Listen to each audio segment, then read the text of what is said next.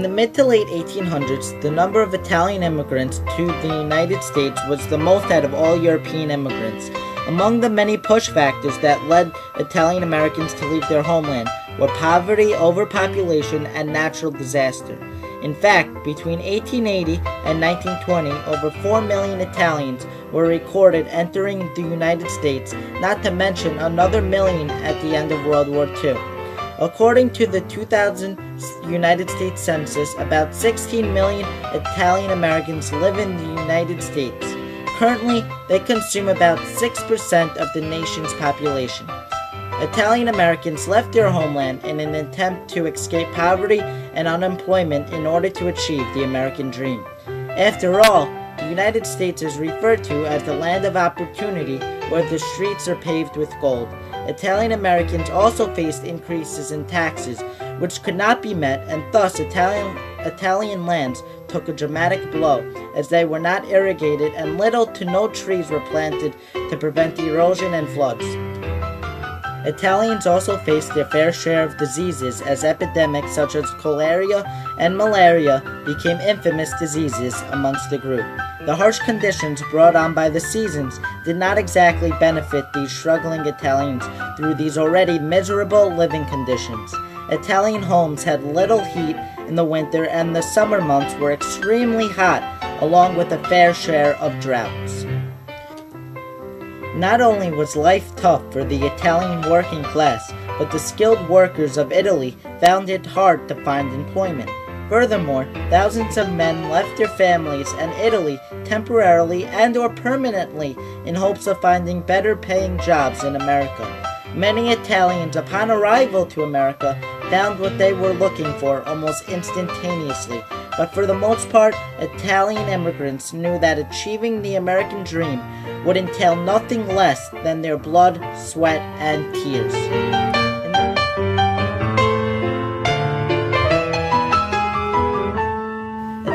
The journey towards the United States that Italian Americans had to endure were far different from their hopes and dreams of obtaining a better life.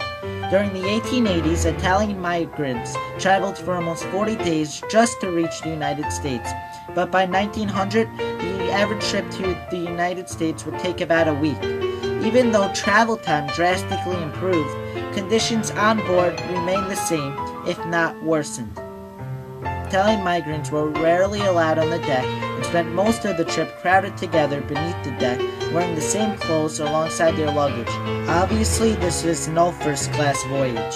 First impressions of this new land, which was to be filled with their hopes and dreams, came when they arrived at Ellis Island in New York Harbor for standardized procedures. Before immigrants could take their first step on this new land, a New York State inspector boarded the ship and approved their entrance into Ellis Island.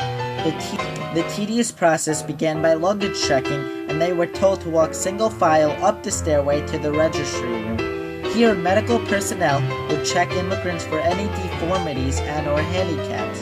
If medical personnel detected suspicion, a large symbol would be placed on the person's clothing, representing their abnormality. Such symbols were L for lameness, CT for trachoma, S for sensibility, G for goiter, H for heart, and PG for pregnancy, and so on. Immigrants seeking entry into the United States would then go one floor up to take medical and physical examinations. Finally, within the span of 2 minutes, inspectors decided whether to admit the immigrants as United States citizens. Ellis Island was truly an unwelcoming landmark for immigrants worldwide. After all, Ellis Island created an unknown future for immigrants in which they would have to wait hours, days, or even weeks to find out.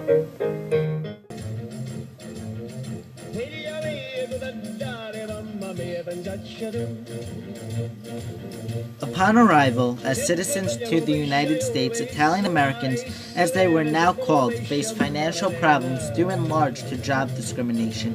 During the mid-1800s, the Know Nothing Party, which was an anti-immigrant organization, depromoted the citizenship rights of Italian Americans.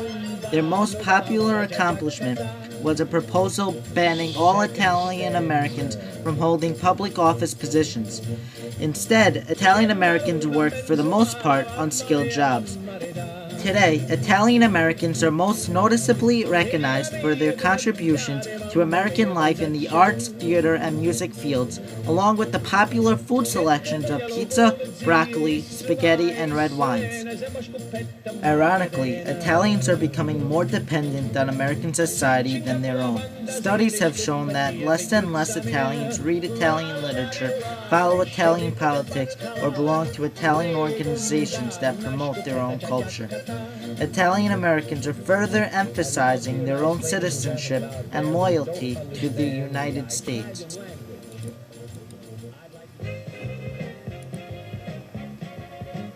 The State University of New York at New Paltz is specifically designed not just for a great intellectual experience, but it creates a culturally diverse environment so that New Paltz students gain the necessary knowledge to evolve into active citizens in a global society.